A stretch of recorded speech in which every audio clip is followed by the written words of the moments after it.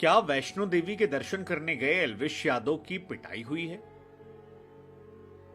क्या एल्विश और उनके दोस्तों को जम्मू में पीटा गया? वेल, ये सवाल तब उठा जब देश के एक जाने माने अखबार या कहें कि जाने माने नेटवर्क टाइम्स नाउ, जिसके Navbharat times, times now channel काफी बड़ा देश का नेटवर्क है, उनकी तरफ से खबर छापी जाती है कि Elvish Yadav and Raghav Sharma almost beaten by a mob.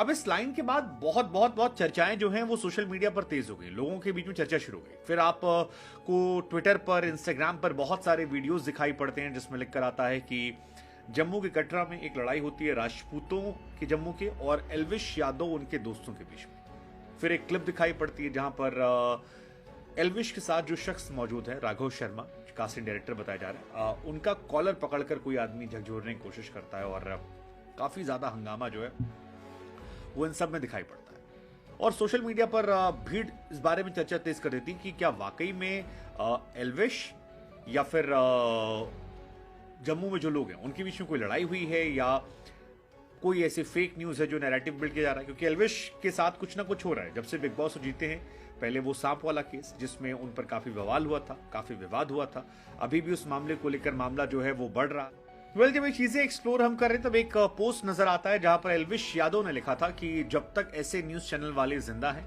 Fake narrative चलते रहेंगे। उसके बाद एल्विश यादव अपने अंदाज में लिखते हैं कि मारे पे हाथ ठान वाले जिस दिन पैदा होंगे उस दिन कलयुग का अंत हो जाएगा। अब ये वाली तो थोड़ी ज्यादा लाइन हो गई थी, मतलब, लेकिन ठीक है, उनका स्टाइल है, मतलब कलयुग का अंत हो जाएगा, ठीक है, क्या कहें। लेकिन फिर कहानी जब आप पता करते हैं तो आपको एक वीडियो निकल कर आता है जहां पर दिखाई पड़ता है कि एल्विश यादव वैष्णो देवी के दर्शन करने जा रहे हैं और दर्शन के बीच में एक छोटा सा विवाद होता है जिसमें कोई कैमरा पर्सन और रिपोर्टर एल्विश और उनके पास आता है, उनसे बातचीत करने की कोशिश करता है कि कहाँ जा रहे हैं, क्या जा रहे हैं, और यहीं पर फिर पूरी लड़ाई आती है। फिर एल्विश के साथ जो शख्स हैं उनके साथ धक्का मुक्की की तस्वीरें जो हैं वो निकल कर आती हैं और पूरा हंगामा जो है वो यहीं पर हो जाता है। बाद में कहानी पता लगती है कि दरअसल वो जो रिपोर्टर था वो एल्विश यादव की बाइट लेना चाह रहा था कि एल्विश क्या कहना चाहते हैं, और एल्विश के साथ जो राघव थे उन्होंने शायद उसे धक्का वक्का दिया होगा, जिसके बाद उसने भी इनका कॉलर पकड़ लिया और जबरदस्त तरीके से उनको झकझोर दिया।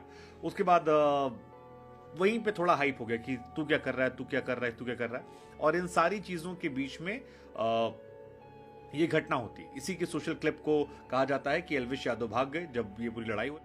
लेकिन बाद में जो सेकेंड वर्जन निकल कर आता है वो ये होता है कि जो जर्नलिस्ट था उसका नाम प्रदीप है, और प्रदीप की जो ऑडियो में आवाज आती है वो ये कहती है कि वो एल्विश यादव से ये जानना चाह रहे थे कि जब वो वैष्णो देवी के दर्शन करने आए तो उन्हें क्या कहना है या उनका क्या रिएक्शन है, या उनसे कुछ सवाल पूछा होगा। सो एल्विश ने वहां पर कोई जवाब नहीं दिया और वो खामोश रहे, और वो शायद इग्नोर करना चाह रहे होंगे, लेकिन वहीं पे लड़ाई झगड़ा हो गया क्योंकि माइक हटा दिया। जो वो लड़का फोन पे कह रहा है कि एल्विश यादव या उसकी टीम से किसी इंसान ने माइक आईडी इनकी छीन ली और उठा ले गया, धक्का मुक्की हुई। फिर एल्विश यादव ने उससे फोन करके बुलाया और कहा कि आज जब बात करते हैं, ये गए बात करने, तो कहा देखो भाई गलती तुम्हारी भी थी, मेरी भी थी। तो वो आदमी कहता है प्रतीक की मेरी गलती क्या थी, आपने, तो कहते हैं ठीक है चलो जो भी थी let's sort it out.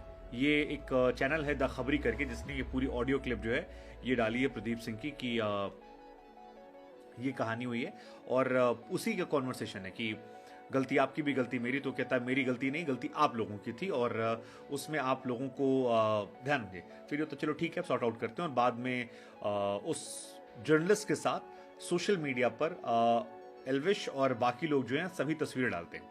So basically कहानी है कि एल्विश के साथ वाले जो ग्रीन कलर के पहने कपड़ा उन्होंने कुछ किया, उनका कॉलर झकझोरा गया था। एल्विश का कॉलर या बाकी चीजें नहीं झकझोरी गई थी और बाद में इन लोगों ने आपस में सॉर्ट आउट कर लिया, लेकिन क्योंकि वो एल्विश के साथ थे इस वजह से, और एल्विश पर भी आरोप लग रहा है कि वो अपने दोस्त को छोड़कर भाग गए जब लड़ाई झगड़ा हो रहा था। वो ऑलमोस्ट पिटते बचे, बट वो पिटने वाली कहानी थी, वो धक्का मुक्की कहानी थी, और अब इनके बीच में शायद सॉर्ट आउट हो गया। एल्विश ने भी अपनी बातें जो है वो सोशल मीडिया पर रखी है। वो जो जर्नलिस्ट है प्रतीक, उन्होंने भी अपनी सारा वर्जन जो है सोशल मीडिया पर रखा है और सारी बातें क्लियर की कि आप लोग इसको गलत तरीके से नरेट मत कीजिए कि पीटने उठने वाले थे।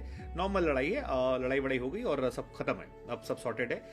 कोई ऐसी कहानी, कोई ऐसी परेशानी की बात जो है वो नहीं है। ये मोटा मोटा बात निकल कर आया।